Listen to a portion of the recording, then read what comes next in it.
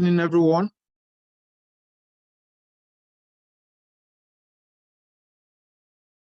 Good evening, everyone. Good evening, Mr. It's Fred. You're welcome. yeah. Believe you can all hear me. It's nice being here again.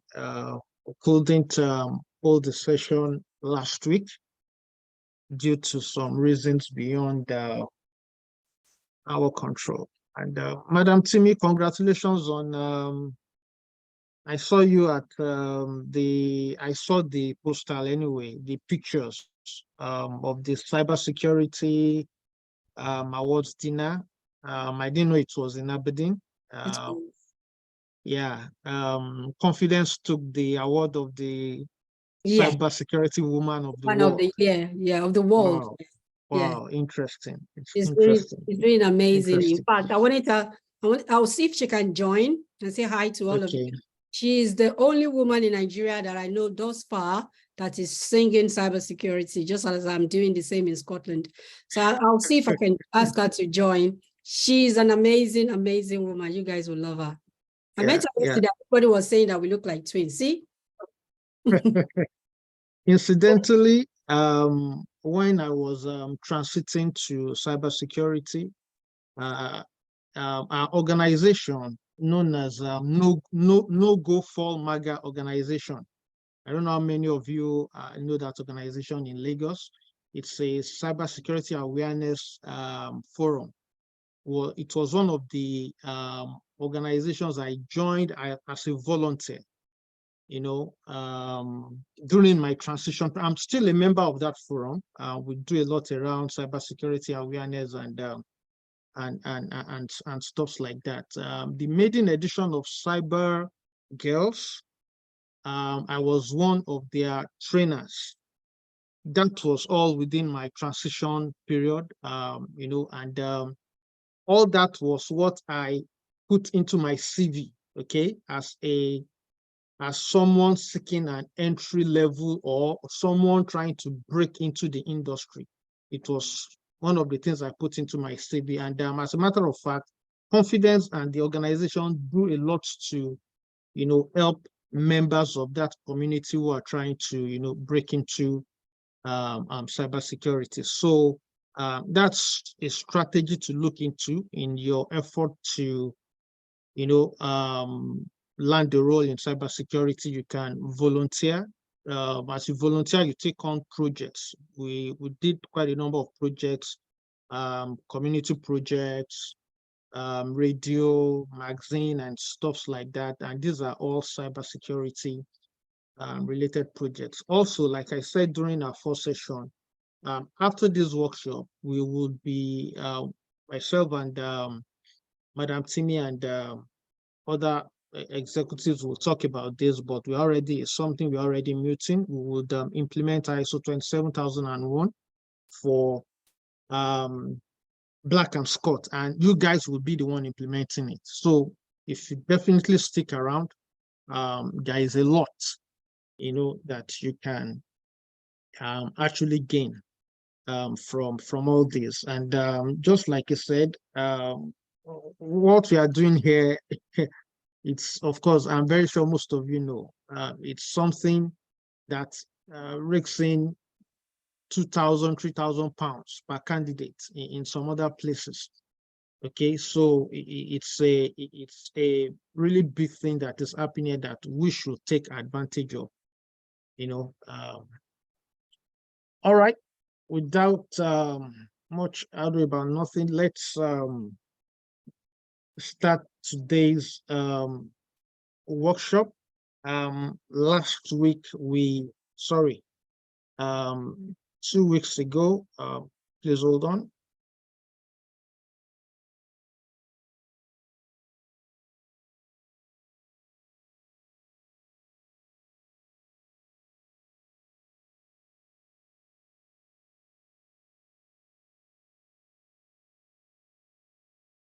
So in our last session, we established the concept of GRC, governance, risk, and compliance, what it entails.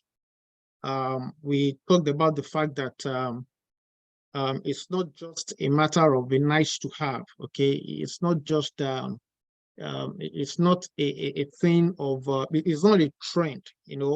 It's an aspect of cybersecurity that is critical to any information security program. We talked about the fact that cybersecurity is not just about implementing firewall rules, installing antivirus, implementing encryption, and all those technical aspects of cybersecurity.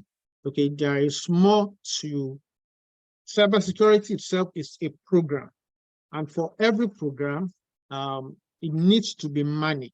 It needs to be governed. Okay, and one critical aspect of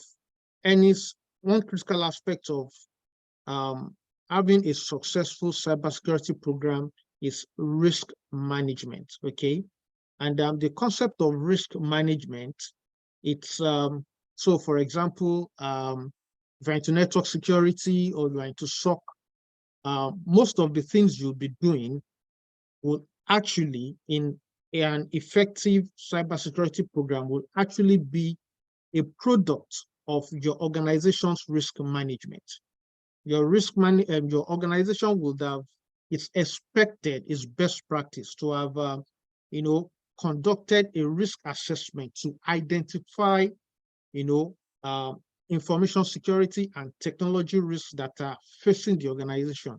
And then based on this identification and analysis, we'll have developed policies and, controls that will now be implemented. And then that is what the security, that is what the network security guy will be implementing.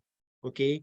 That is what the SOC guy will probably be doing during their threat hunting, and stuff like that. So cybersecurity is about providing an holistic approach, okay, into the management of cyber security. We talked about governance, we talked about risk management, we talked about compliance. And then I also shared a case study. I don't know how many of us were able to read the case study. Can I have hands raised up if you were able to, go through the case study, which I believe, would have added to our understanding of the concept of GRC.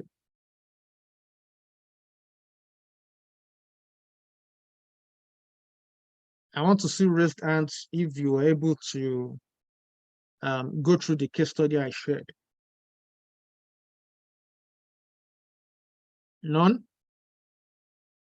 The silence is as good as cold as it can be. I don't think anyone. Oh, Zuma is raising up his hand. Oh, her hand. Okay. So I can see Tony. Tony as well. Okay. Yes, so we have two people. Okay. Perhaps if you unmute and ask the question, not everybody's conversant with their systems, how to raise hands and all that. So okay. You may get a more, you could get something more if you're verbal. Absolutely. So you can unmute yourself. I think you can do that. And you can also drop your in the chat box. You can also chat. For those who are new, it's understandable. But for those who attended the last session and got the communication, if you want to chat, if you want to make a verbal comment, that would be nice. Okay, so yeah, well, if you want to, please. Okay. Yes. Okay, it's obvious most of us didn't go through that case study. I would encourage us to still go through that case study. It's a very, very comprehensive case study. So my intention was that we would, discuss this case study now. Go through some questions, and do a kind of a summary, which I believe will help us in our understanding of what GRC, okay, entails. The advantage of that case study is that it will, because it's the case study on an organization, so it's about how an organization leverages GRC in managing its information security risks, okay? So by learning GRC from the way an organization implements its own GRC program, you would have gained a near, practical understanding of what GRC is. So at the end of this session, I would repost that. I would send that document again to the group, and I encourage us to go through that case study. I have done that now. So if the people are Okay. on the WhatsApp group and you really want to have a quick look, I've just reposted it, but I'll also post it on this call. So I don't want people to be distracted, because next thing they'll like. Do you want me to post it on the call now? Yeah, it's okay. It's fine. Okay, that's good. I'll post it. One It's second. fine.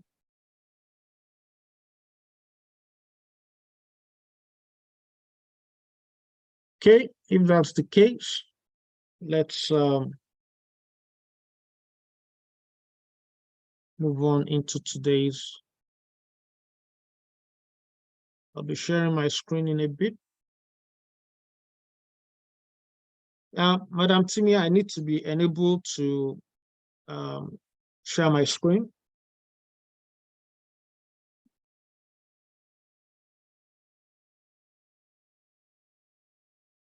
We can now. Apologies for that. All right, no worries. Thank you, Olawale.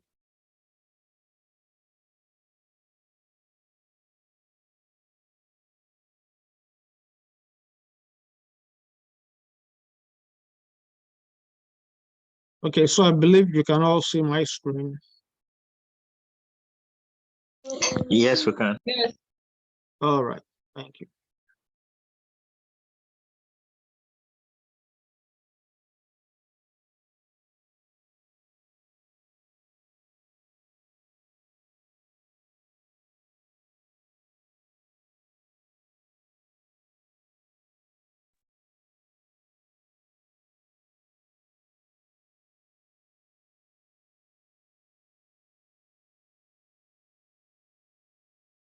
All right, so for today's session, we'll be learning about security policies, guidelines, and procedures. I believe the word policy is something that a lot of us, if not all of us, are very, very familiar with. So in every organization, there is what we call company policy, organization policy, company policy on virtually everything, company policy on various aspects of the company's operations, especially when it comes to people. So, like I would say, although technical security controls like, firewalls, encryption, are critical, to maintaining security of the organization's data. Policies, standards, procedures, and guidelines are also very, very essential. They are essential components of any information security program. In our first session, we talked about when we were talking about roles and responsibilities and accountability. One of the importance of roles and responsibilities vis-a-vis accountability is also to ensure that if a task or if a function is the role of, is what anybody can do. Just anybody can do it. What it means is that at the end of the day, that task may not be done because the policy or the process or whatever the organization might have come up with did not actually specify whose responsibility it is to perform that task or to perform that function. So back roles and responsibilities vis-a-vis accountability, that is one of the essence, that is one, of the key factor in being accountable. So cybersecurity policies and plans, they are foundational elements of an organization's overall risk management strategy. They also demonstrate a commitment to security best practices. Reason is because a lot of your strategies, so strategies are high level, okay? But you need to break down these strategies into processes, into functions, into activities. A lot of these will be found in your policy documents, okay? So you have an information security program. Of course, within your information security program, you will talk about how you intend to ensure access control into your network, logical access control, physical access control. There will be an overview of this at the strategic level. Now, in order to actually understand how the company intends to, carry out this access control, then you have your access control policy, which is going to dictate the many aspects of your access control, privilege access, identity management when it comes to new hires, how you intend to onboard them into your organization, password policy, and so many other things like that. All this will be dictated by, the policies you have, the organization has set to manage this process. And also remember that your policy is largely a product of your risk assessment. And when we get to the aspect of risk management, this will now make a lot of sense, because you will see that everything you do, okay, in terms of your strategy, in terms of your policies and all that, will be a function of an understanding of what are our risks, okay? What are the risks facing the organization, okay? The identified risk and how you intend to mitigate these risks will now form the content of your policies, whether it's in asset management, whether it's in acceptable policy, all which we are going to, understand as we move on in this session. So in general, cybersecurity policies, guidelines, and procedures are extremely important for organizations in the following areas. So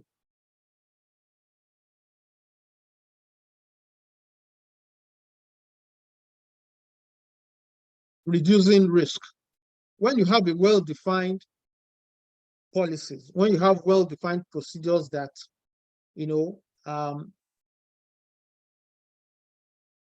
helps you to, when you have a well-defined policies and procedures that guide what you do in an organization, okay, it will help you to significantly reduce the risk of security breaches by preventing, accidental exposures. A lot of this will have been handled by what you have spelled out in your policies, malicious activities, and so many other threats. Another advantage of that is that it will help you to meet compliance.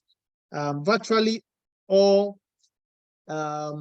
standards, virtually all regulations, an aspect of them will be the documentation of your policies. So by having documented policies in your organization, it is a demonstration that, you are actually meeting your compliance expectation.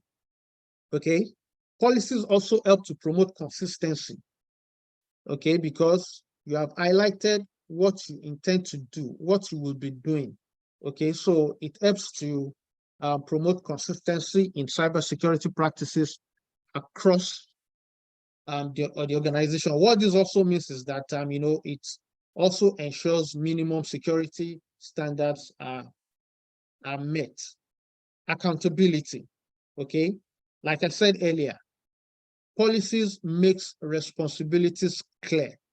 Okay, so policies identifies who is supposed to do a task.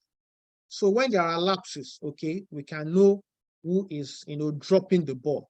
And the fact that tasks have been, the responsibility for tasks have been placed on an individual, it also ensures that people are living up to what is expected of them. Awareness, the existence of policies, of course, it raises overall security awareness. At a point in this session, we'll be talking about, how organizations can ensure that, their employees are aware, of company policies, especially that relates to what they do, that relates to their role. So the existence of policies raises overall security awareness among employees. Of course, that this also will improve compliance. Due diligence, the existence of comprehensive cybersecurity policies can also help an organization to demonstrate due diligence in protecting sensitive data and systems. So if there is a breach, okay, and regulators come in to do an assessment. Of course, what regulators will be looking at is, who is responsible, okay, for this breach. The existence of policies, okay, can demonstrate that, okay, the company is doing the bare minimum, which is having, policies in place, guiding them in, whatever they do. Incident response. So in incident response, nobody prays for an incident, but then, one way or the other, incidents will always occur. Now, when they occur, if there are no plans already in place, in forms of guidelines, in forms of documented plans, in forms of procedures, what it means is that the incident response will not be organized, and that will lead to failure. Okay, but when there is a plan on ground, when you have policies on ground that dictates that if this happens, okay, this is what will be done. Okay, the likelihood of that incident response being a success is increased, and the incident response success means that mitigation will be fast. Okay, it also means that it's also likely to reduce cost compared to a situation where nobody knows what to do, everybody's just doing guesswork. Okay, so you are able to resolve the disaster early enough, and then that's able also to reduce cost, and overall, which is very, very critical, it is able to reduce the impact of the incident. And then lastly here, reputation. Of course, you can talk about so many other reasons why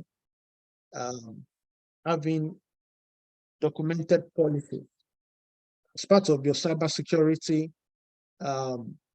program is essential. Okay, one of the things you will be, of course, doing as a GRC analyst, like I said during the first session, is that we'll be talking about a lot of practical stuff as far as, this workshop is concerned, because it's about what you are going to be doing at the end of the day as a GRC analyst, and developing policies, writing policies, updating policies is one of the major things, depending on the size of the organization and the particular role you are in.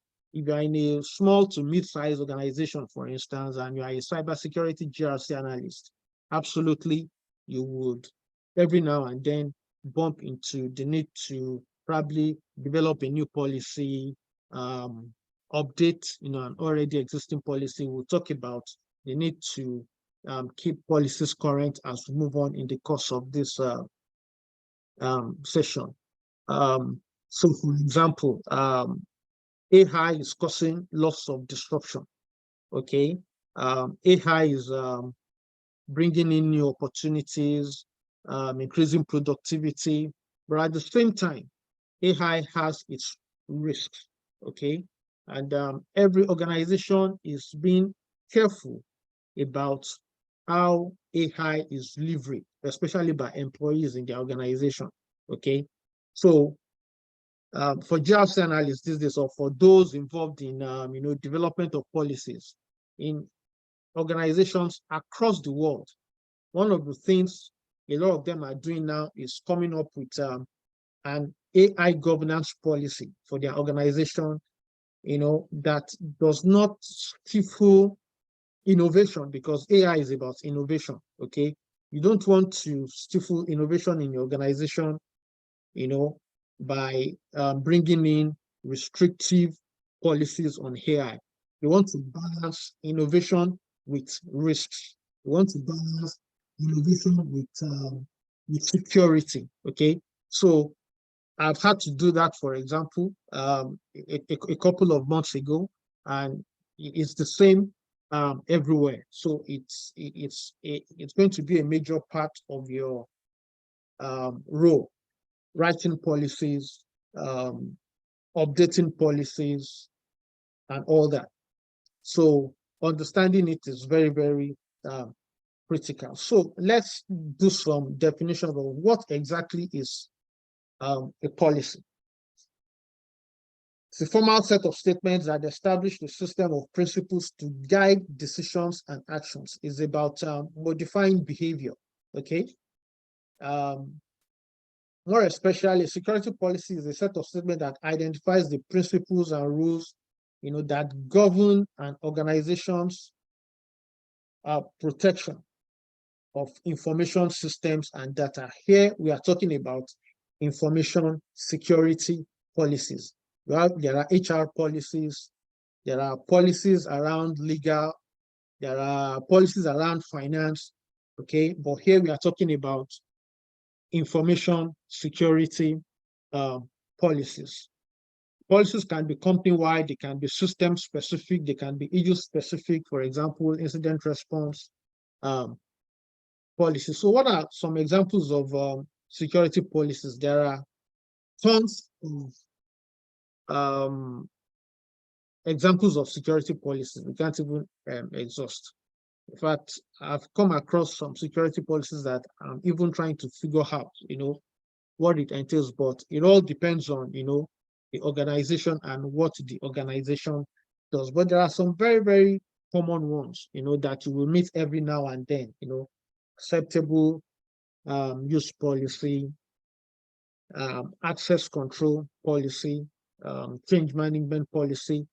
From their name, you can even have an idea, okay, of what these policy documents are about. Remote access policy, asset management policy, human resource policy, okay, data retention and secure disposal policies, secure software development policy, business continuity policy, disaster recovery plans policy, and so many other examples of policy. There are several of them. Now, in line with policies are also standards. Okay, by the time we are done with all these definitions, we are going to kind of have an idea of how these various concepts or document, don't let me call them document, let me say concepts for now, how they relate to each other. So what are standards? Okay, you must have heard about ISO 27001 standard, ISO 22301 standard, which is the business continuity management system. I must have heard about PCI DSS, the payment card industry data security standard, which we are going to learn about all these during in one of the sessions when we'll be talking about common standards and frameworks that you need to know, really understand as a cyber security professional. Now, standards are specific granular requirements that give direction to support broader or higher level policies. Now,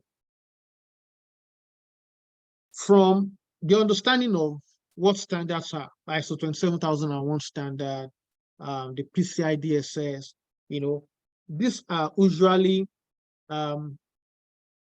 requirements, okay, that are gleaned from global best practices and formed into a document to guide an organization in a particular direction as far as its information security program is concerned. So, for example, an example of the standard is ISO 27001, which is the information security management system standard. Okay, and the whole purpose of that standard, is to help an organization manage its information security risk. PCI DSS is another example of a standard. But PCI DSS is focused on organizations that has anything to do with card payment and card processing, whether you are transmitting cardholder data or you are processing a transaction using cardholder data, or you are even storing cardholder data. If you have anything to do with cardholder data, you must comply depending on the volume of your transaction, the size of your organization. We'll be talking about all that when we start picking each of the standards one by one. So while policies are developed from inside the organization, usually standards are adopted. Okay, they are adopted to guide the organization as a form of a best practice standard, okay, to guide the organization in as far as its information security program is concerned. So very close to policy, we also have procedures, okay. These are low-level documents compared to policies, and they detailed a step-by-step guide to achieve a particular goal or requirement. So, for example, you may have things like vulnerability scanning procedures. Usually what happens here is that you might already have a policy that dictates how you would manage your vulnerabilities. It will usually be called a vulnerability management program policy, depending on how you intend to name it. Some might even put their vulnerability management policy together with their penetration testing policy. They might even call it a different name. You might hear something like technical testing and vulnerability management policy. Okay, usually they are kind of matched together, because what penetration testing tries to do is to try to test your vulnerability, whether it will be able to go through. So you have other things like backup and restore procedures, which a lot of the times will be a product of your for example, your business continuity policy, okay? So from your business continuity policy, you want to have a backup and restore procedure that is going to guide whoever is supposed to undertake that function. And you have other examples like your patch management procedures or your account provisioning procedures. And then you also have a document or documents that is called guidelines, okay? Similar to a standard, but is a kind of a recommendation rather than a mandatory requirement. Guidelines refer to policy statements, and they offer flexible suggestions for meeting the intent of the policy or recommendations to implement the requirements of the standard. So usually for example, in most standards, there will be sections called guidelines. This is very, very common in most documents, NIST. We'll talk about all that when we start talking about various standards and frameworks. So you have these guidelines as an additional information on how you can go about implementing that particular security control, okay? Like I said earlier, it is a suggestion. It is not unlike a policy that is overhacking a policy. You don't have a choice. You have to follow it, okay? A guideline is usually, a suggestion on, okay, if you want to go about this, this is a particular way that you can actually go about it. Other sources of guidelines include, for example, manufacturer's default configurations. Those are an example of guidelines. A popular example of guideline is OWASP. Okay, those in software development or those in probably application security will be very, very familiar with the Open Web Application Security Project, which is a list of guidelines on how to ensure that applications being built, websites being built are hardened and well, secured. They are not really standards. Standards are things you have to follow, the way it is stated. For example, ISO 27001, PCI DSS, you have to fulfill what the requirement says you must fulfill. That is standard for you. But for guidelines, it's up to you. It's just like a suggestion or an advice. Okay, so I said earlier that policies is about adjusting behaviors, modifying behavior.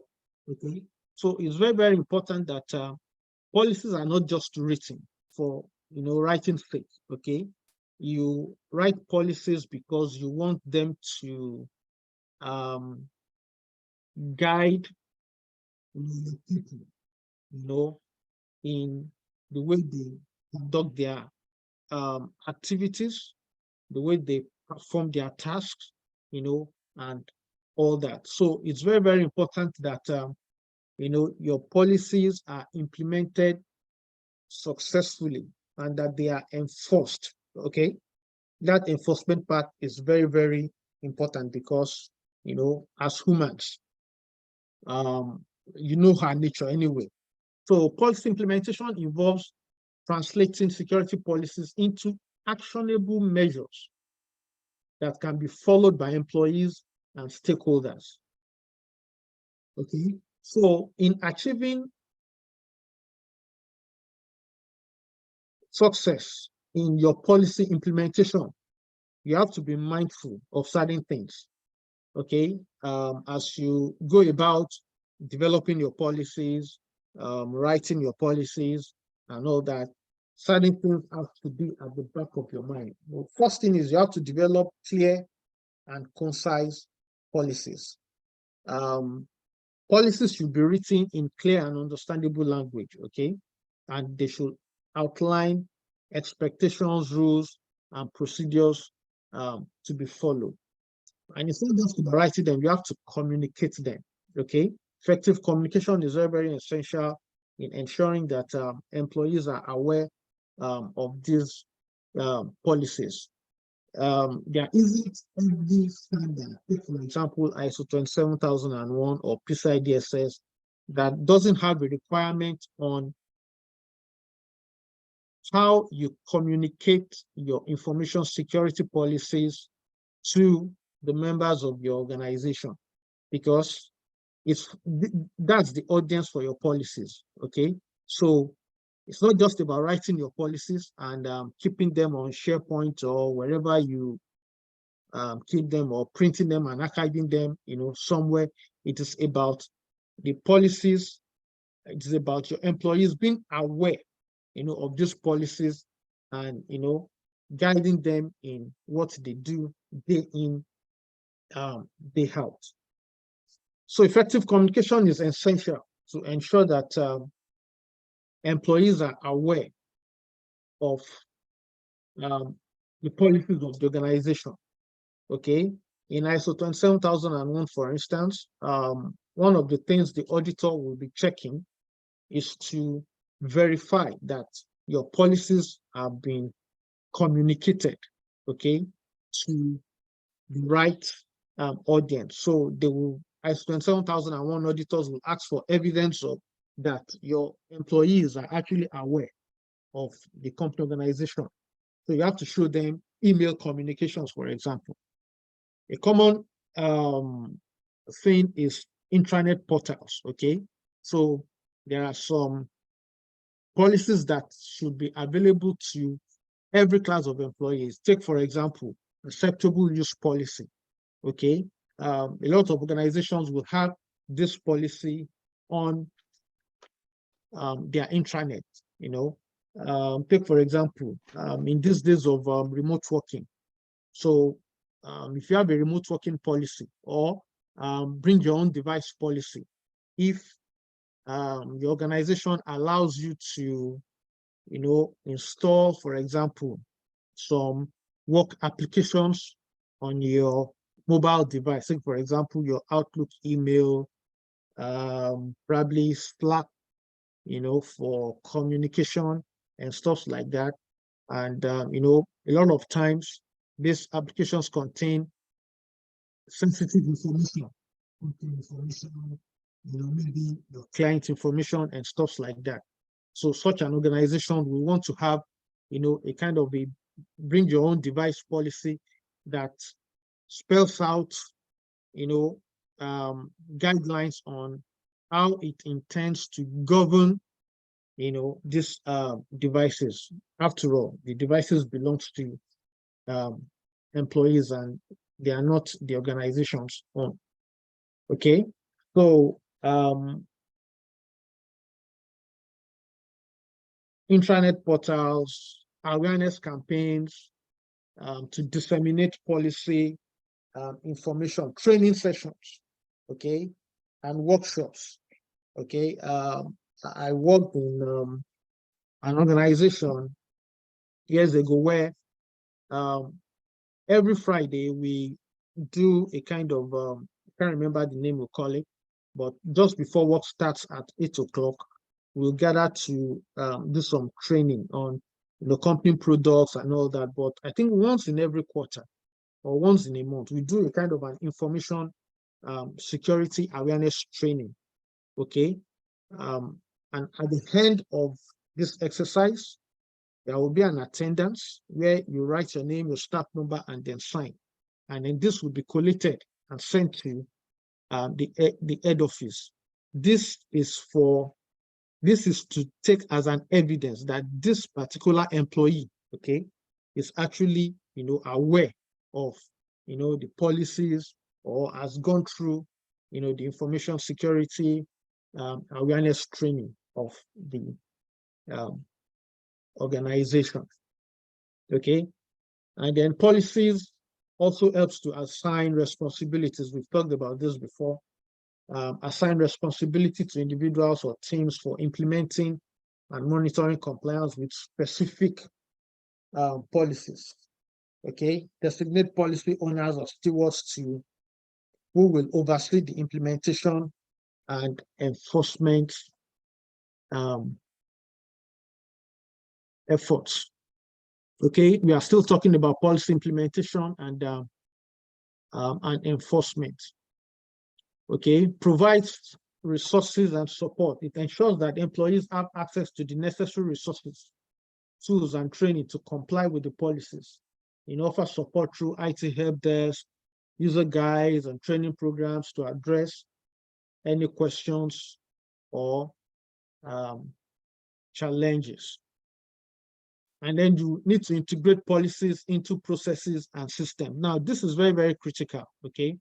Like I said earlier, it's not just about, writing policies. It's about ensuring that these policies are integrated into daily activities that, employees, carry out, okay? So, for example, you have an asset management policy that states that when an asset comes into the organization, for example, if a new laptop is purchased into the organization, okay, there must be a policy that will state in your asset management policy or whatever document you intend to put that the process that this laptop must go through before it's handed over into whoever is going to use it, in terms of so how do you ensure that there is antivirus, your enterprise antivirus software? How do you ensure that it is installed on this laptop? How do you ensure that your admin configurations that you have spelled out for every system within the organization, how do you ensure that these configurations are also implemented on this laptop? So you must find a way of integrating your policies into this activity, so that whenever a new laptop or a new system, okay, is brought into the organization, is procured into the organization, responsible persons, okay, must ensure that the laptop goes through these phases before the laptop is connected, okay, to the network of the organization and then handed over to whoever is going to use it. That is the essence of integrating policies into processes and systems. And one of the ways you can achieve this is conducting assessments and audits. So when your internal auditors come around, okay, for example, in IT control, when they come around to the IT department to request for evidences that what I just described is being done, okay, IT or whichever unit is responsible for asset management must be able to demonstrate, okay, that all of the systems within the organization have antivirus, the enterprise antivirus software installed on them, and so many other, policies that must have been set by the organization. Okay, now there are some points to note when we are developing security policies. Okay, one of it is the fact that outdated cybersecurity policies, can leave organization at risk. Okay, the rate of change in technology, is very, very fast. So as things are changing internally and externally, those in charge of information security policies must be aware of these changes, okay, and be able to ensure that their information security policies are being updated, okay, based on the change that is happening both internally and externally. New laws and regulations, can create inconsistencies between best practices, and your actual operations. Best practices is what is happening now. Actual operations is what you are actually doing. Okay, so if there are inconsistencies in this, okay, the risk around that organization is actually increased, and it can leave your IT systems and technology vulnerable to breaches or attacks.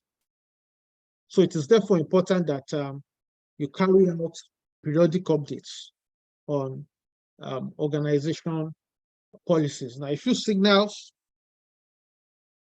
that organizations should watch to trigger an evaluation of how policies are fit for their information security program, includes the regulatory requirements. So when there is a change in regulatory requirements, so for example, ISO 27001 was just updated, I think, was it last year, 2002? Okay, so the last time it was updated was in 2013, if I'm right. So you have the 2022 version now. So definitely, if you are transiting from the 2013 version to the 2022 version, mind you, I think the last year for everyone to migrate is 2025. I'm not sure of that, but I'm very, very sure it can't exceed 2025. So that's an example of a change in regulatory requirements. Okay, so there has been an update, okay, to the standard you have adopted, or there has been an update to a regulation, for example, GDPR. If there has been an update to, a significant update to GDPR, for example, okay, every organization must go back to their policies and ensure that their policies are updated in line with, this change in regulatory requirements. There might be the presence of a new threat, okay, in the within the ecosystem. Usually these threats are external. They can also be internal anyway. Okay, so the presence of a new threat will signal to you that you need to look at, that aspect that mitigates this threat, and then, update your policy. Another thing that can lead to a need to update your policy is changes within, the organizational structure, which can be through, mergers, divestiture, entering a new business venture, new technology adoption, and stuff like that. Before we go for a quiz, I would want to share with us how a typical policy looks like.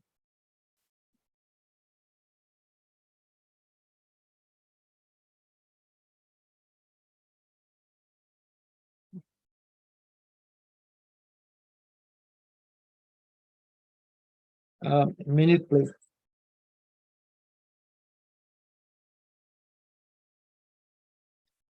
Okay.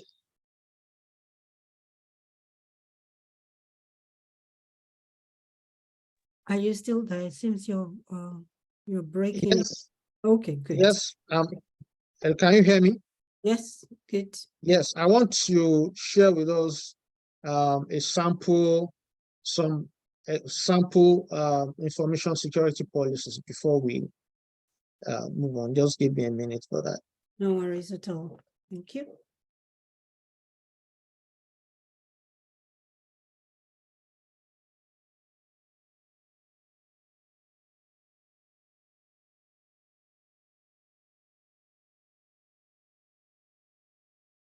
Okay.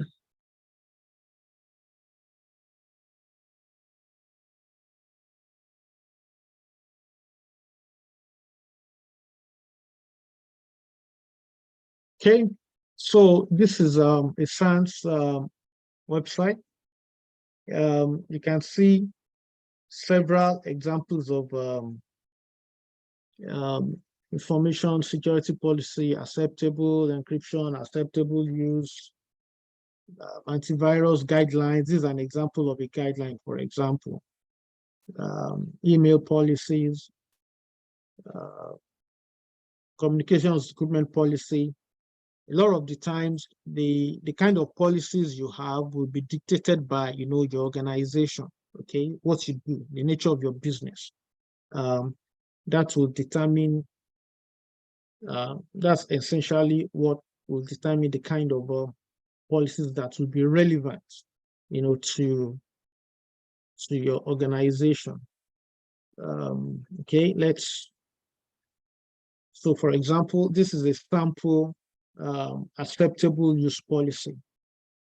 And generally, this is the structure you will have. You will have an overview that gives an introduction, about what the policy intends to achieve.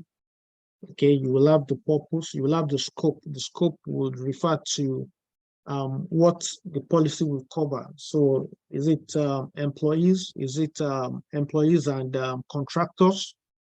Okay, and stuff like that. Okay, and then you have the policy itself. Okay, it takes on different structure. Okay, the beauty is there are, for example, in ISO 27001, there are so many off-the-shelf policies that you can find almost anywhere online. You can purchase them and then you can tailor them into your organization. That tailoring is very, very important because it's not just about, it's common to just take one policy document software and somewhere and then just, change the name of the organization, and then you said you have your policy.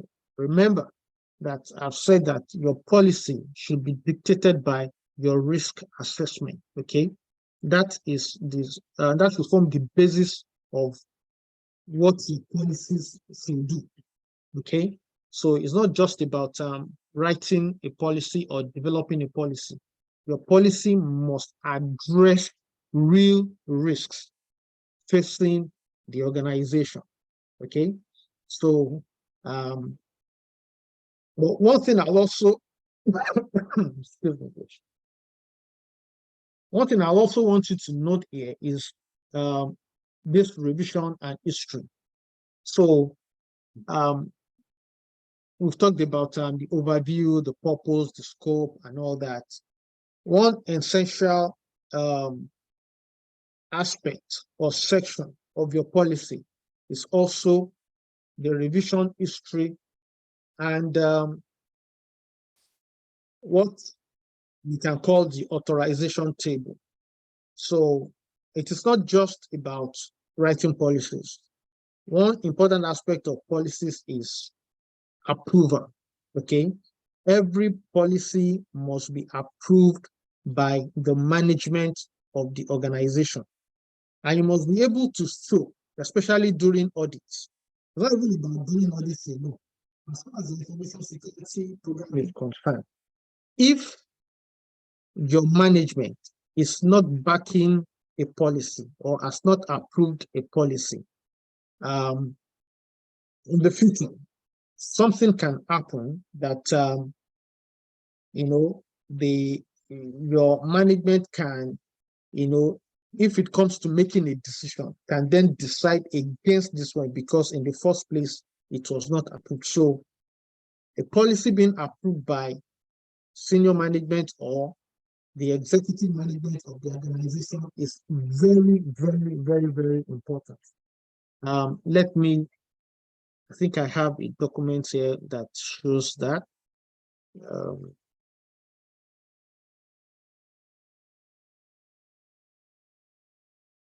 Okay, I think I have one here.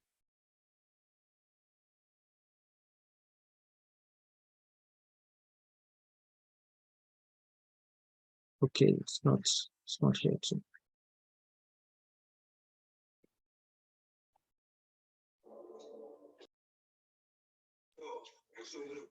Okay, I have it here. Okay, let me just share now on.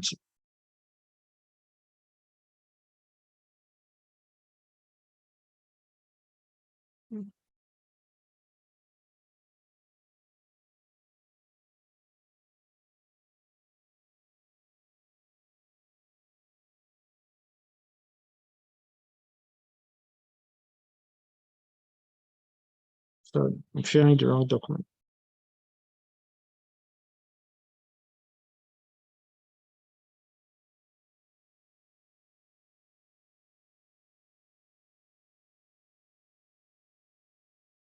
All right.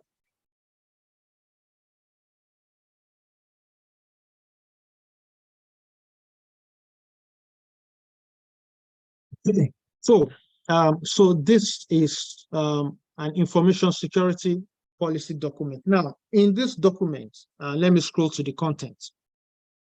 You will see that this is an information security document of an organization. And what they've done is to put in one single document various topic level information security policies. So, for example, page 13, for example, you have physical security policy, okay?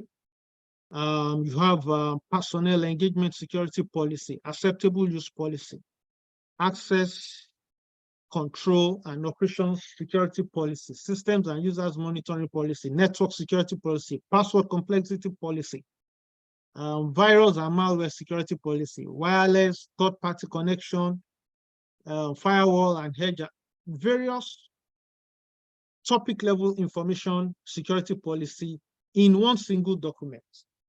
That is not the, it's not compulsory, you do it that way.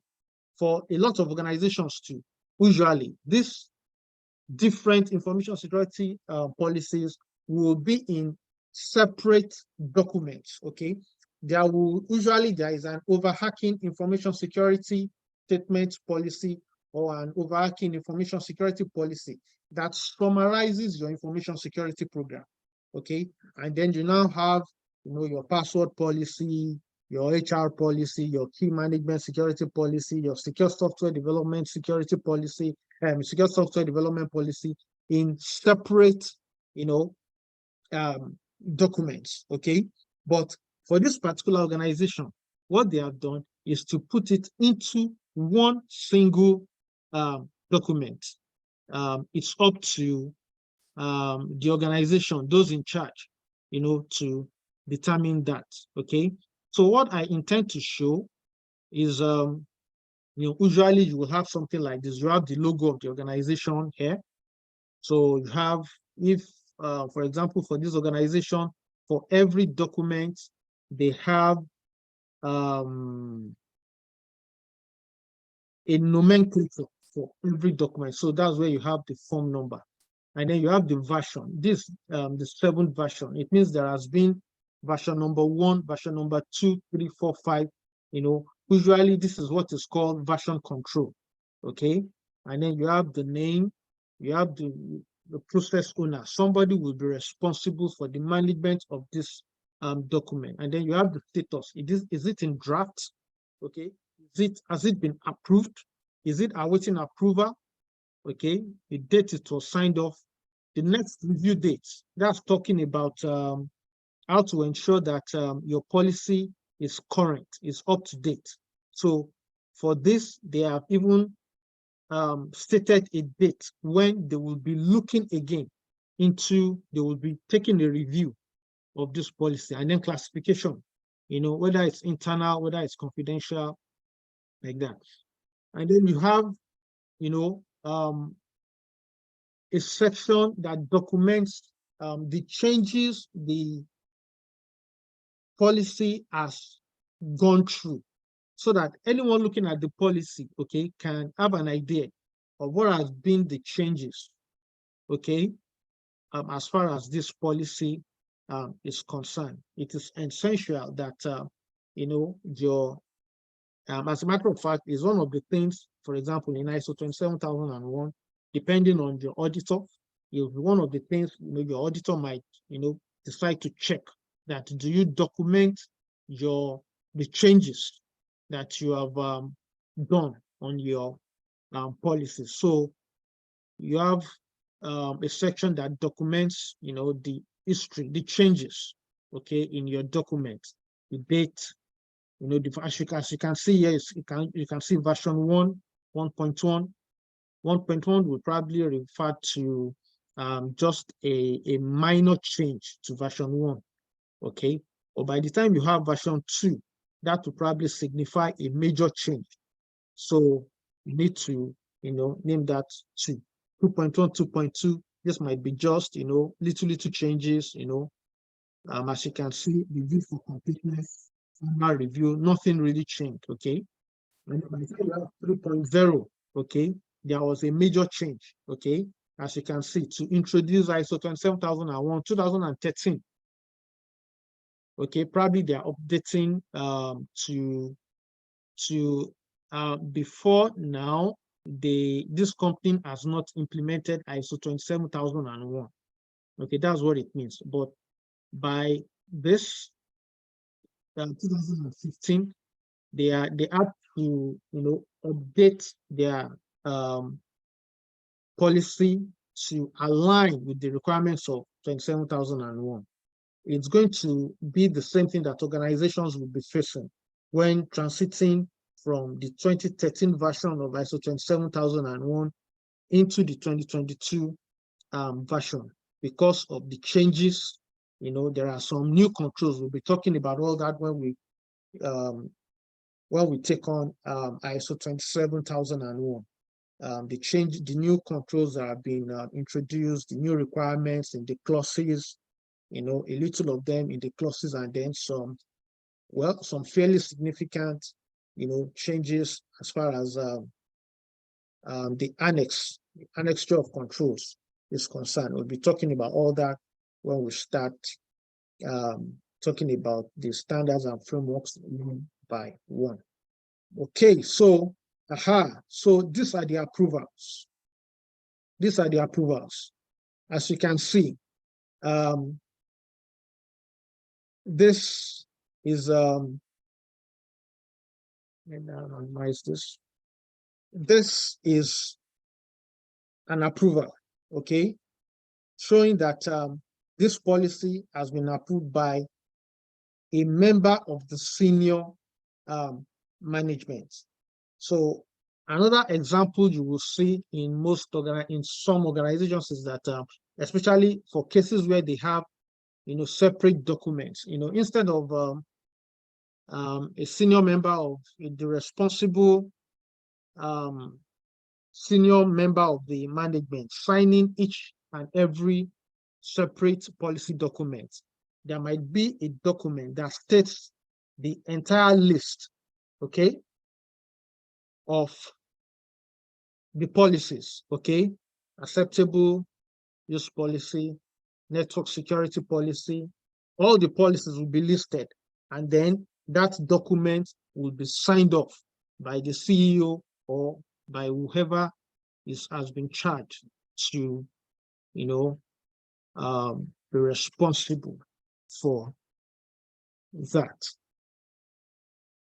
Okay. So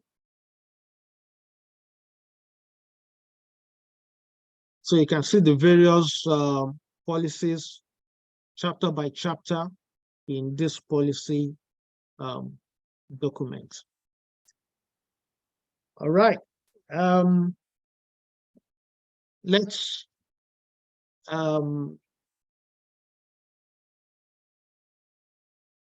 do some quizzes to demonstrate our understanding of what we have learned today on information security policies, documents, and management. You are free to unmute yourself, or please, if you can, raise up your hand so that we can have a controlled flow of your answering the questions. And if you want then to ask your questions later. Thank you. Right. So this question says that Grayson is reviewing his organization's password policies and would like to follow modern best practices. What is the recommended expiration period passwords? If you know the answer, you can send in the chat, and then we'll probably we are bold enough to defend your answer. You can, I saw one of my bosses answering there. I'm not going to ask him to talk. He knows himself. So because he has dropped the answer, now everybody is following him. He's a guru himself. okay. All right, so we have a different opinion that says A. Okay. Johnson. That says. It says A. His own Okay, A. We have a lot of B. We have a lot of B's in the chat section.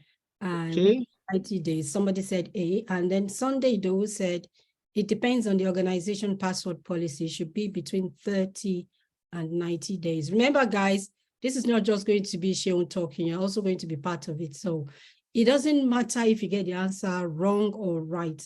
What really matters is you're learning something. Even in fact, if you get it wrong, it gives you an opportunity to learn. Okay, so who is bold enough to defend his or her choice of answer? Why are you sending me the answers direct now? Just put it here.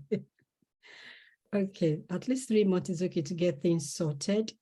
Right, okay, 3 months is 90 days. Solomon says so. He wants to defend his question, his own answer. Okay. You know, very yeah, good. for me it's 90 days generally, because of the fact that from the time that the password is set to the time that anything can go wrong, usually it wouldn't be 30 days. Generally, I think for most of the organizations I've worked in, it's a 90-day policy on password expiration periods. Okay. So that's my take on it. So yours is from experience, right? From what you know. Yes. Okay, thank you. Toby Derrick. Good evening, all. For me, reason why I'm choosing 90 days is because one, considering the peculiarity of creation of passwords and creation of identity on a portal, and we can't be doing only creation of password every 30 days. So for me, I would suggest, or I would settle for the opinion of 90 days for maximum use of the password or creation that has been made. And within 3 months of usage, if the person is not relevant on that portal, it will be easy to either take out the person or request to create a password. Thank you. Thank you, Toby. Thank you so much. That's amazing. Anyone else? Both. My guy is saying Chat GPT says 90 as well. All right. Who else wants to defend, or do you want us to move on? Is it or Sean wants to add to that? Demi, can I go? Tony, yes, please. Please, Tony. Yeah, I think it's actually it's down to the company policy, which is normally set between 30 to 90 days, because depending on your environment, because that way the attacker has a limited amount of time in which to compromise your user password safety. Okay. Right. Thank you. Sean, happy? Okay. All right. Thank you for your responses. Last week we talked about well, in our last session when we were answering questions, we talked about you know, focusing on taking out the key aspects of the question. Okay. And of course, this question is asking about password policies. Okay, virtually every one of us, are familiar with password policies, password complexity, the number of characters, should there be special characters, expiration length, which is actually what we are talking about. And the other keyword here for me is modern best practice. That's the keyword in this question. Modern best practice. Okay, the correct answer to this question is D, which is none. And I'm going to explain, okay? Now, I know a lot of people, if not, I know a lot of people are shocked by this answer. You might even be thinking maybe I'm wrong, okay? But I will explain why it is none. Like I said, the keyword here is modern best practice. If you go online to check, I'm very sure what I'm about to tell you will be backed up. There is this thing about changing of passwords with we humans, okay, that makes our systems or our accounts to be vulnerable, okay, and that's what we call password change fatigue. Okay, I remember the days I was I remember when I was working in the bank very many years ago. The system will prompt you to change your password every 30 days. Every 30 days. The fact is, once you change your password, you've forgotten about it. You've forgotten about the fact that you've changed your password, so you keep on using it. And then until you are prompted, you are like, oh, is it 30 days already? And then what do? In the middle of maybe you're just resuming work, you want to start work or something, what do? You look for probably a name similar to the last one you had, okay? And don't forget that the best password or the best practice in password shows that our passwords must be complex. And if you tell the system to generate a password for you, I'm sure you know the kind of password a typical system will generate for you. Very complex password. How many of us can generate those kind of passwords on our own? So what do we resort to? We resort to the name of your pets. You resort to, I remember then we used to even use the name of the application we are logging into. So for example, as a banker, if your organization is using Finacle or FlexCube, I know bankers on this forum will attest to this fact. You use Finacle something, Finacle $2. Okay. There were days we used to use password $2. And then when the system prompts you to change after 30 days, you change it to password $3. And then after that, you change it to password $10. Okay. Don't forget that the sophistication of hackers, malicious hackers, has gotten to the level that within seconds, not even minutes, within seconds, a lot of these passwords that we use, okay, can be cracked because it's going to be a software that will run, check, your password against so many dictionary passwords. They call it dictionary passwords, just like the English dictionary. There's a dictionary that contains virtually common passwords, okay, that people, AI is not even helping in this area, okay? With AI, with quantum computing, hackers will also be leveraging this, okay? So modern recommendations. If you check the NIST, that's the National Institute of Standards and Technology, for example, they recommended that users should not be forced, okay, to change their passwords, okay, through password expiration and policies. And if you notice, I don't know if you've noticed, if you work in an organization, except your organization has not updated their policies, okay? Before I left the bank, I noticed that our 30 days moved to 90 days, and then from 90 days to none. At least the last 3 years I used in the bank, we just noticed that we were not being prompted to change our passwords again. What that will encourage, so the controls you have around that is, number one, you have multi-factor authentication, okay? Multi-factor authentication was introduced via physical tokens, biometric authentication, and stuff like that.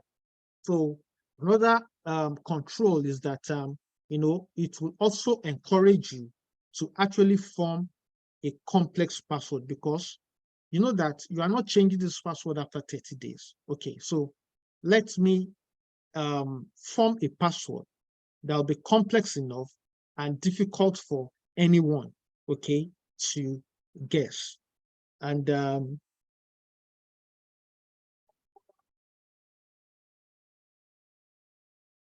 you can obtain a lot of this information, in several publications. So the keyword here is modern best practices. I don't know if anyone has noticed in his organization that they are no longer changing password. What it means is that your organization has adopted this modern best practices of not causing passwords to expire again. Anyone who wants to counter me? Honestly, I was going to counter you, but you backed it up. Everybody was going 90 days. So, like, yeah. days. So the keyword there is modern best practices. Best Go practice. online, check list, Yeah, check PCI DSS, check ISO 27001, 2022 version. Yeah. None is talking about password expiration again. Okay, none is talking about password expiration again, because password expiration leads to fatigue. Okay, and often it results into forming weak passwords. Yeah, a few people on this call, all they will do is change the last number. And I believe that's the experience of virtually everybody. Okay, you resort into forming weak passwords because in 30 days time you are prompted to change your password. Who has the time to change, to start thinking about a complex password? But sure, a lot of organizations are still not following modern best practices. I know that's the point. Yeah, that's the point. So that's exactly my point. It's really that's exactly the point, because it is a best practice. Okay, so it wasn't used to be that before. I told you about the days when we were changing passwords, and then my organization moved from password expiration to no expiration at all. Okay, so that's good. That's good knowledge. I probably would have failed this one if I went for a quiz. So thank you. All right. Are we all happy? Nobody's talking. Yes, thank you very much. Yes, thank you for the knowledge. All right. Next one. Timmy, okay. Are you asking, are we happy that we failed? No.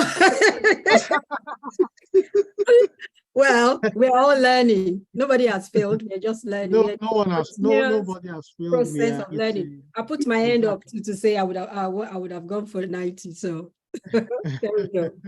All right, next question. All right. So the next question says, an organization has decided to improve its information security program by developing a full suite of policies, procedures, standards, and guidelines. Which of these must be developed first?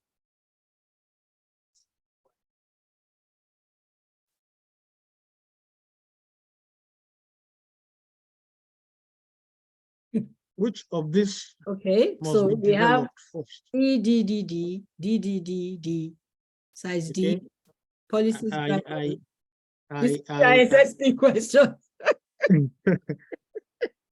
I completely agree with you on that. There is no controversy here. Okay, so we've established the fact that policies, We'll try. business rules governing behavior in an organization. Okay, and they should be the one to be developed first. Yep. Okay, once you have your strategy in place, okay, your strategy, your information security strategy or your information security program will feed into your policies. Okay, after your policies, you can then even decide to say, okay, what standard can we use to, to standardize, okay, to make our to put structure, to give structure to our policy or to our strategy. You can say, okay, should we go for, if you are not compelled by regulation, you can then decide, okay, should we go for the NIST cybersecurity framework? Okay, should we go for ISO 27001? Okay, should we leverage the CIS controls, the Center for Information Security Controls, as the standard that we'll be using for, giving structure to our information security strategy or our information security program? So, correct answer is D. Round of applause for everyone there. Yeah, absolutely. Okay. Okay. Ooh. Right. So, this question says, how does an acceptable use policy differ Excuse me, from sir. an inform? Yep. Sorry, agree. I'm sorry. I'm Toby did sorry. not agree. Toby did not agree. Yeah, let us hear. All right, thank you. Good. Go on, Toby. Okay. Go on. Yeah, thank you. I just wanted you to clarify the step-by-step process, which you just explained now. You said the first thing should be policy, standard, and which should be the third. It should be process. So, okay, so it's in no particular order, really. Okay, but essentially, so when you develop your information security program, okay, your CISO comes out to say, okay, we want to achieve by the end of the year, we want to ensure that every of our employees can work remotely from home. Probably that's not the case at the moment. Okay, but you want to ensure that every of your employees is able to, work from home. That's an objective. That's, an information security objective for your organization. So what do you do next as far as the options here are concerned?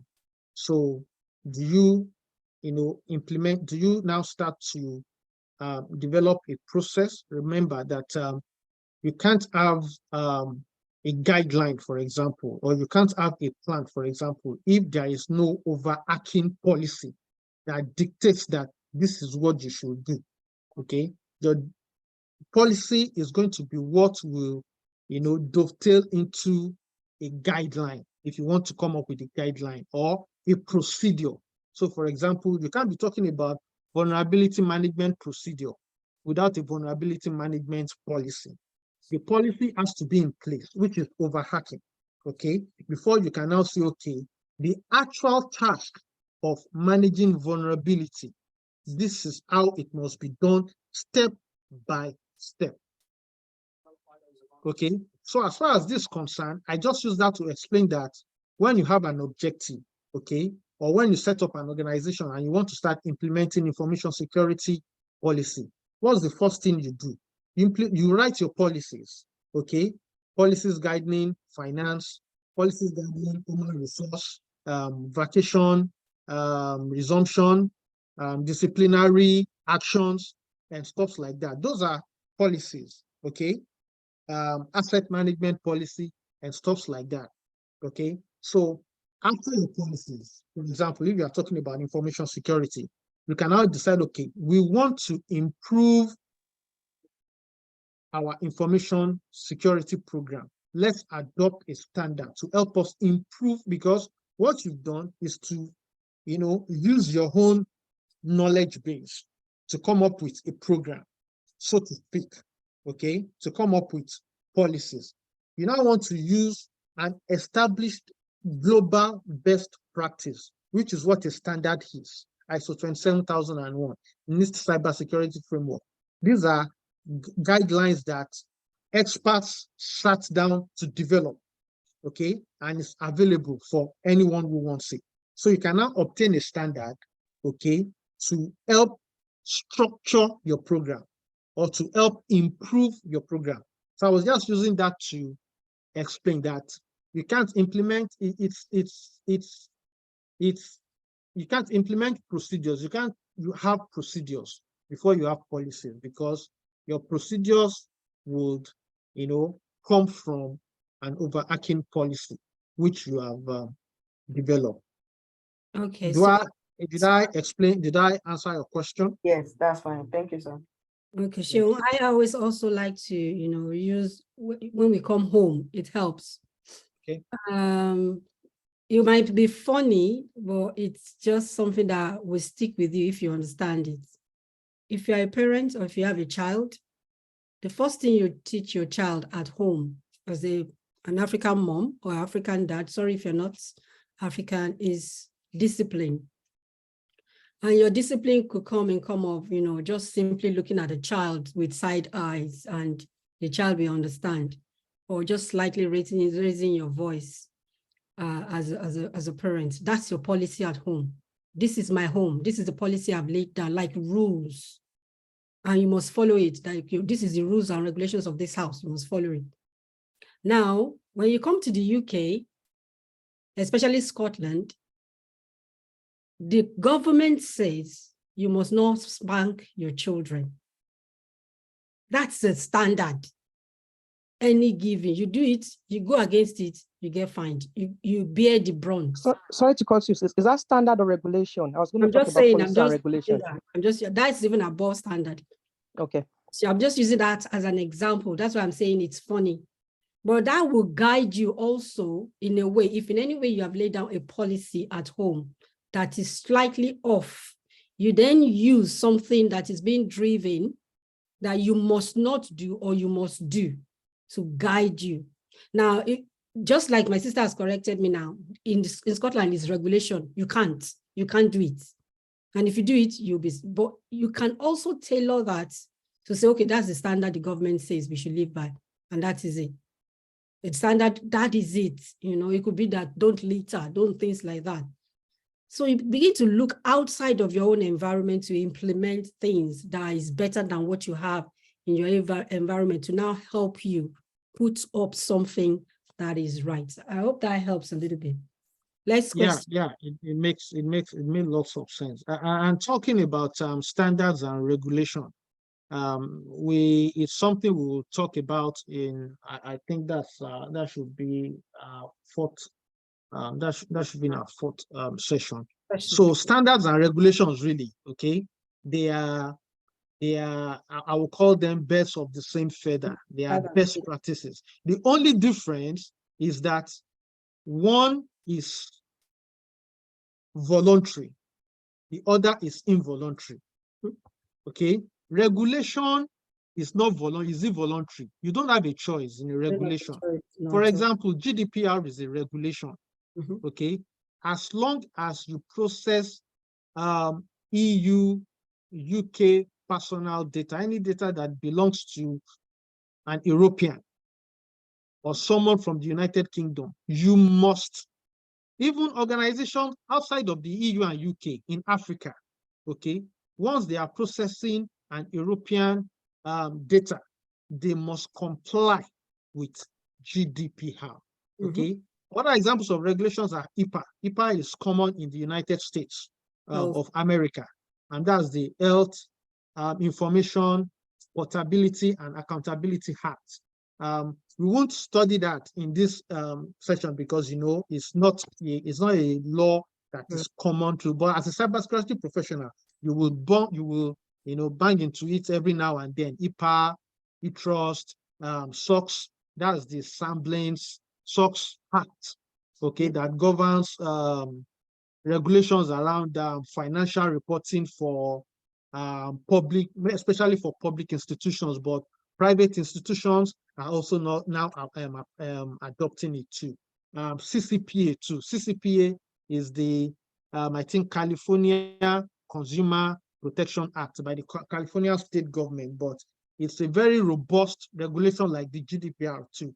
So as a matter of fact, lots of states, apart from California, which actually developed it, they are adopting CCPA. So these are regulations. You don't have a choice, okay?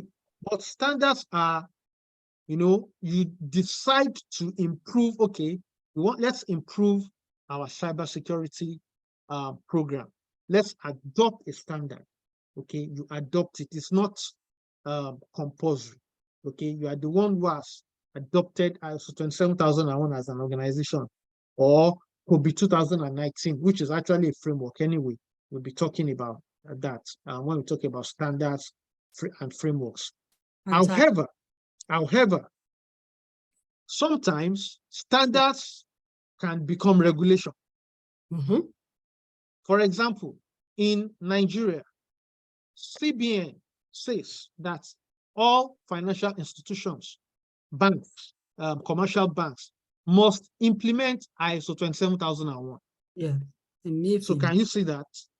So ISO 27001, even though it's a standard, has now become a regulation.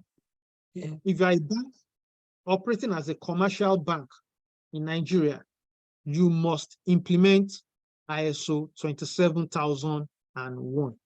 Okay. My organization is certified against ISO 27001, the organization I work for, but it's not a regulation for us. We are not compelled. However, it's a competitive advantage for us because sometimes too, okay, for example, it may also be as a result of partners' requirements.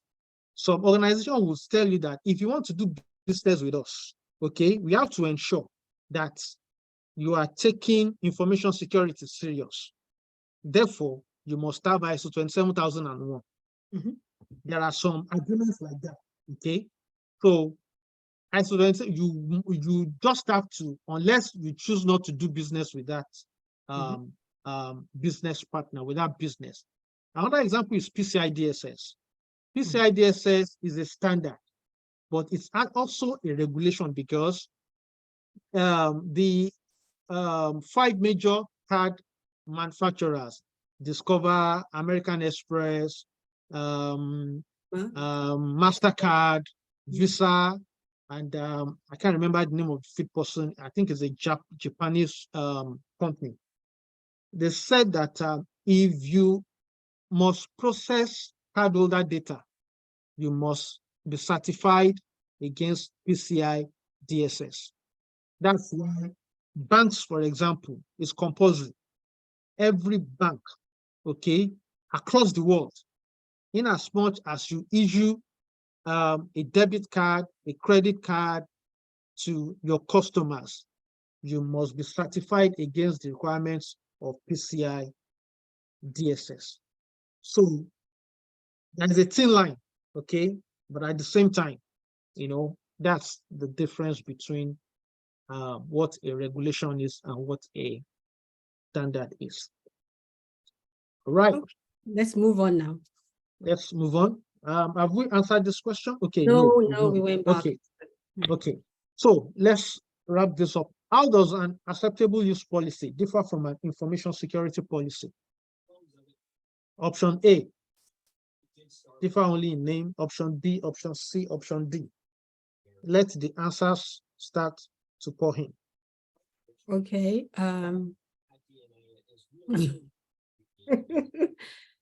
She's out. Let's have the answer. Somebody said C.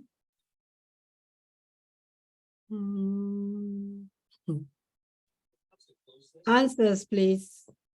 Okay. We have B. Tony says B. Solomon B. Emmy B. Abib B. From Tech Consult said B. Who else is saying? Emmanuel says A. Leke says B. B. Toyin B. Ike, or is it K? C. Toby Derek B. Odun said A. Is that Odun, same Odun? Okay, G said B. Odun said A.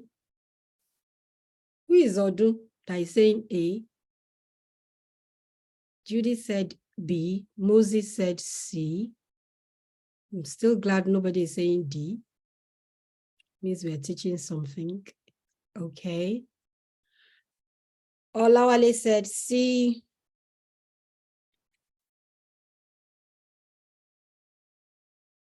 Martins B. Sunday Doe said B. Okay. Sheung, Right. who wants to go Um, for the explanations? Okay.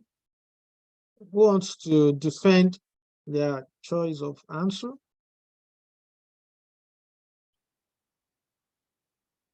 I don't see the women talking so much tonight. What's happening? Pompey said B. Simply J said B. Funke said C. Who is going to...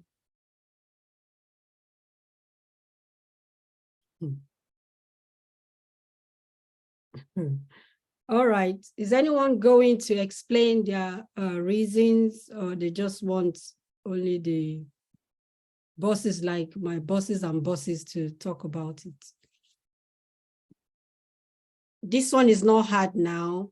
Toby, Okay. Toby, Let me, yeah, the reason why I actually chose B is because when he was talking about it, from the explanation and from the definition of what I have, a policy is a formal set of statements that establish a system of principles to guide decision and action, which fits expected behavior from workers. And then specifically, a security policy is a set of statements that identifies the principles and rules that governs an organization protection system and data, which is cybersecurity. So that's why I went for B. Hey, hello. hello, Pompey. Yeah, hello. Yeah, okay. All right, we'll talk about simple user policy. These are policies being set up, prepared by the administrator of the organization. These are internal policies for employees, like bring your own device, how you access the internet, what you're supposed to do with the office equipment, and or to prevent intrusions. But when you talk about information security, these are detailed security policies that govern the ISO 27000, or policies that you must apply as regard the organization in entirety, both internal and external. Thank you. Thank you. Okay, hello. Let me say Hello. something, please. Is that Ike or Ike? Yes, Ikea. Ike, go for it. Yeah. Okay, so the information security policy is actually high level, and it details the policies, all the policies, security policies for the organization. Whereas the other one, the acceptable use act, is topic specific, kind of. So that one is actually meant for a particular area. Like when you're talking about what do you call it, topic specific. So it details exactly what it is meant for. So that's why I actually choose C, but it's a bit confusing for me, So yeah. Yeah, that is why we are here. It doesn't have to be confusing. Yeah, but I know is that one is topic specific for the acceptable use. Then the other one is more of all encompassing. So it defines all the policies that are meant, security policies that are meant for the organization. Okay. So that's why it's B. Thank you. Who else is going for it? Okay. Yeah, I wanted to say something, ma. Go on. Yes, I just wanted to add that my opinion, though, that the business, I chose B because I believe the business behavior and practices of workers comes after, or the cybersecurity, and the actions of those workers come after the cybersecurity rules are being in place. In other words, I would just say the cybersecurity rules are more, maybe I should say they have more rules, like the aspect of checking the risk the person would expose the company to, to check if this the person's accessibility to the portal is in compliance with what the company wants. Also checking the consistency of what the person is doing on that portal, checking of other things like accountability, awareness of what the person is even doing on that portal. That's why I chose B. Thank you. Thank you. Okay, so there we go. Yeah, Anyone? fine. All right. Okay. Yeah. Okay. Tony? Please go ahead. Yeah, me, Tony. Okay, I think the emphasis again is on is in the question. Acceptable use policy. We underline the policy there. And moving on from just underlining use policy, then you go to information security policy. And as we say, our policy is it's a high-end intent of an intent plan of an organization, which supersedes everything, is the foundation. So from that security policy of the organization, that's why I'm actually going for B, which states an acceptable use policy define expected behavior from workers, while an information security policy details all of the business rule for cyber security. That is the foundational policy, being the foundational policy of the organization, which is a high end. Okay, thank you. And that will be it. So let's hear from Shehu. Okay. Thank you all for your various contributions, and I agree with you that B is the correct answer. The question, the key focus here are, the two kind of policies. Okay, once you're able to define what an acceptable use policy is and what an information security policy is, it will lead you straight to the answer. I've mentioned several examples of policies here, and you will see that by their name, you can have an idea, okay, of what they are talking about. So when we say network security policy, you have an idea that it's talking about, how the organization intends to go about securing their network. Okay, so there you will probably hear things about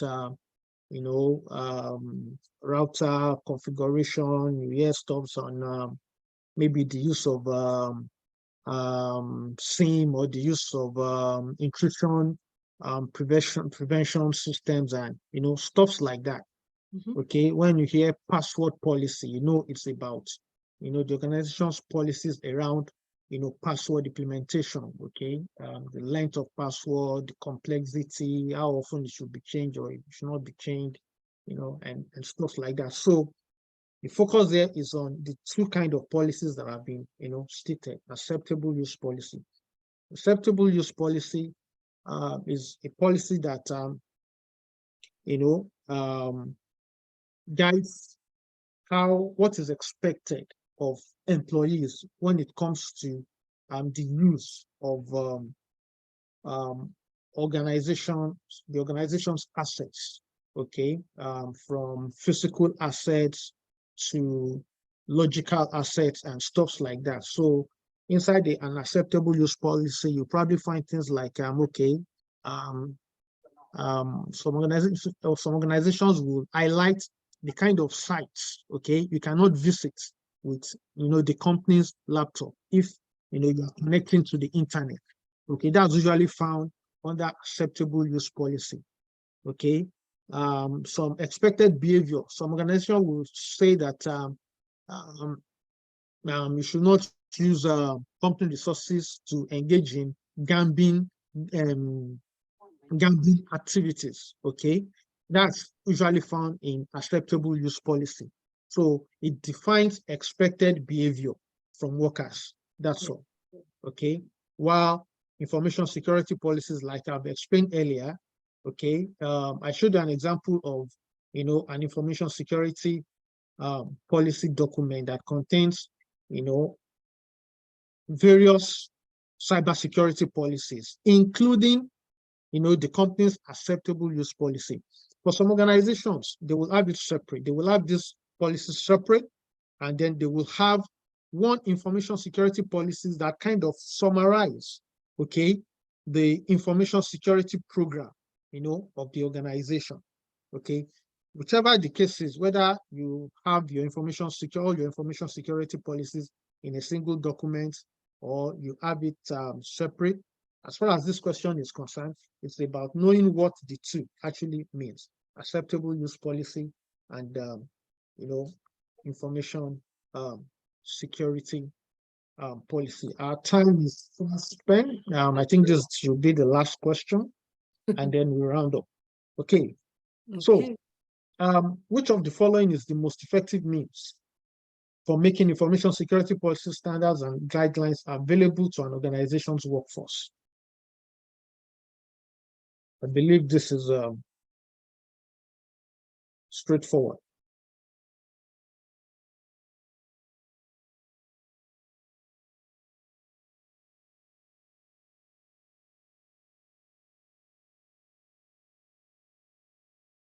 Okay. Toby Derek says B. Anyone else? B. Ike says B. Toyin B. Judith B. Okay. There's no doubt about that. B is the correct answer. No brainer. Without wasting time. So during the session, of course, I talked about communication. That part of the things you'll be doing as a member of the GRC team, okay, is ensuring that policies are well and effectively communicated via several means, email notifications every now and then, on information security awareness, probably changes to, certain updates to policies and all that. The intranet is a major way that organizations, use to, publish policies and guidelines and whatever, information security awareness and campaigns and all that. Okay. So,